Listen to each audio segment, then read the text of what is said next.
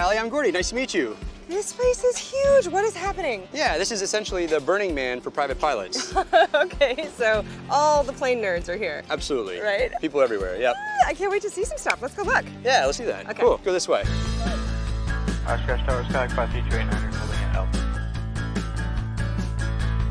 This is crazy. I have never seen anything That's right. of this scope. I mean, how many planes are here at a time? So there's 10,000 planes here, spanning everything from classic planes to true experimental aircraft to more traditional aircraft. There's an F-86, that's like a Korean War era jet, has GE engines in it. Oh, wow.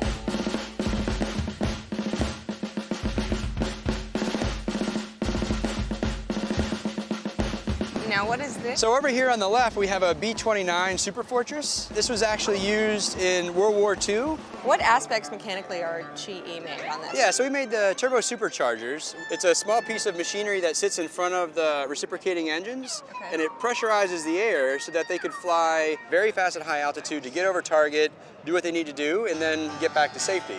But really, what it wanted to be able to do is fly high enough to be above all the fighters. So this was really the first turbo machinery that GE built. And after this, we then started developing whole aircraft engines. So this is really where we kind of all got our start.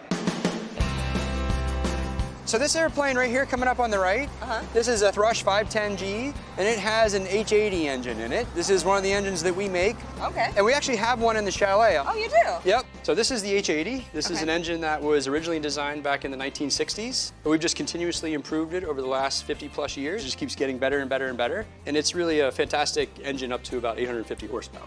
What came next after this? So let's go over to the next one, the next link in the chain. Ooh, what is this? So this is the T700. This was designed back in the 1980s. You can see it's more complex. It's a more powerful engine than the last one we looked at. This is really used primarily for helicopters like the Apache and the Black Hawk. This is basically state-of-the-art today.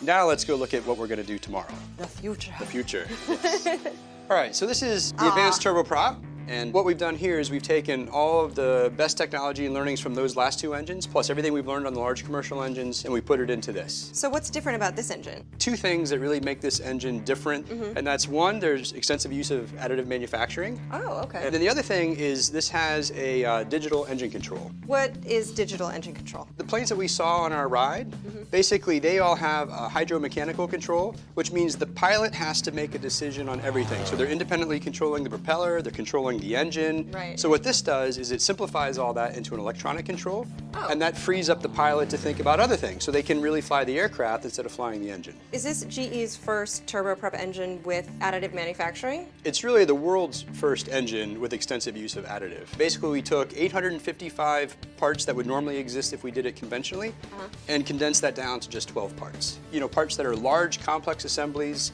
that have to have people assemble those things together, and those parts add weight, they wear out, and they create leakage paths, which robs the performance and efficiency of the engine. So the end result that you have here is a combination of technologies that we've really never used on small engines before. What do these parts look like? Okay, so we have some over in the cabinet over here if you want to go take a look. Yeah, let me see. So this is a fuel heater.